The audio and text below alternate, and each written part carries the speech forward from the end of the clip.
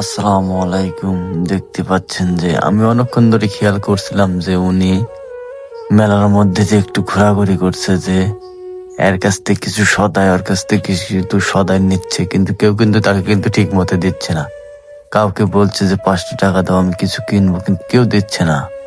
পরে এই জিনিসটা আমার নজরে পড়ে, আমি ওনাকে ডেকে নিয়ে যে কিছু টাকা দিয়ে কিছু ঝুড়ি কিনে দিই, কেননা তিনি ঝুড়িটা খেতে খুব পছন্দ করে। তার কারণে আমাকে বলতেছে, বাবা আমাকে কিছু ঝুড়ি কিনে দাও, আমি ঝুড়িটা নিয়ে যেন বাসা থেকে খেতে পারি, রাত্রিবেলাতে আর সকালবেলাতে খেয়ে যেন একটু বের হতে পারি।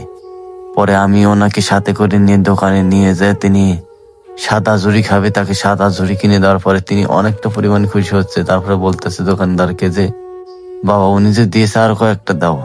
আমি দোকানদারকে বলার পরে তিনি খুশি মতো তাকে দিয়েছে। তিনি এতটা পরিমাণ খুশি হয়েছে যে ভাষার পায় বলতে বোঝা হবে না, যে এত পরিমাণ খুশি হয়েছে তিনি।